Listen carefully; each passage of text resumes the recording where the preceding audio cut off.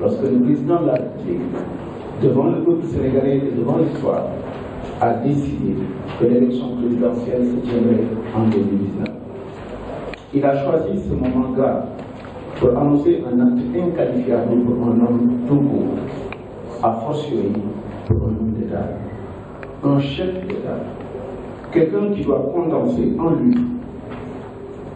et incarner tout ce que nous avons comme constituant nos valeurs les plus essentielles, les meilleures.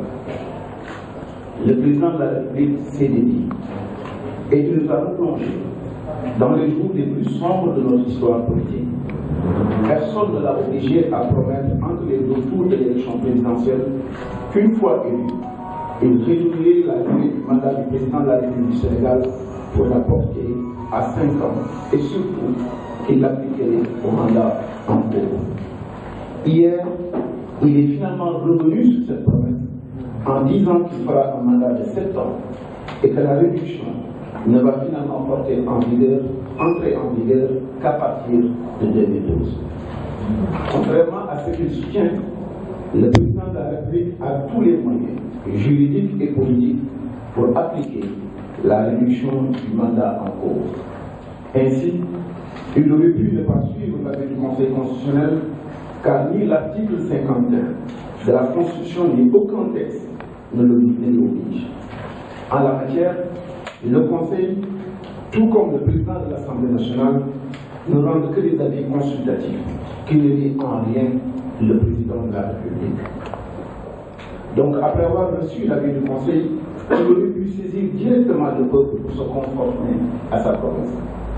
Il aurait pu passer aussi par l'article 103 de la Constitution qui lui permet d'aller au référendum en contournant le Conseil constitutionnel.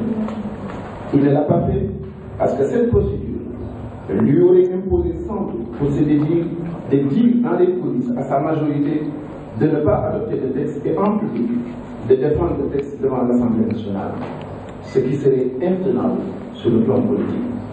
Il aurait pu enfin séparer le mandat des 14 autres points et soumettre le mandat directement au référendum comme le lui permet l'article 27 de la Constitution et laisser l'Assemblée nationale voter les 14 autres points. Simplement, il ne le veut pas. Il n'a jamais eu la volonté de lever le mandat en cours. Et c'est pour cette raison que depuis 2012, il a usé de subterfuge, de gain de temps. Il a essayé de créer la confusion en faisant, avec la complicité intéressée de ses conseillers, du juridisme malfaisant pour finalement avouer au peuple sénégalais sa volonté cachée, qui est de ne jamais réduire la durée de son mandat.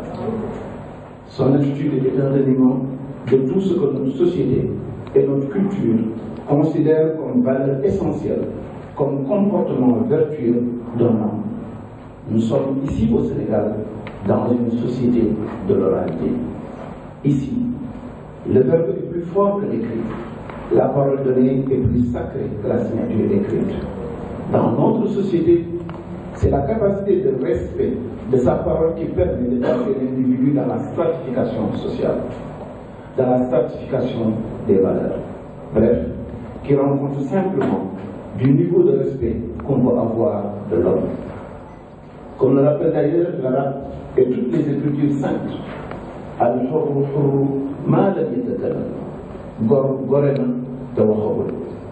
malheureusement, le premier d'entre nous, celui qui, par excellence, devrait incarner l'homo sénégalensis dans tout ce qu'il a de plus fondamental, c'est dit. Il est devenu le nouveau prophète du Wahwakhet. Alors qu'objectivement, rien ne l'imposait à le faire. Depuis hier, l'éthique et la morale sont à rage de terre dans ce pays. Le président de la République n'a pas répondu au rendez-vous que lui a fixé l'histoire. Cette fuite en avant cache le calcul politicien et la stratégie électoraliste qui sous-tendent son action. Parce qu'il se sait perdant pour une élection en 2017, il dégage en touche et cherche son salut en 2019. La même logique électoraliste qui pourrait aujourd'hui, encore une fois, l'amener à organiser un report des législatives. Parce que qui peut le plus peut le moins. Et ce serait bien dommage pour notre passé. Je vous remercie de votre attention. mbokk yi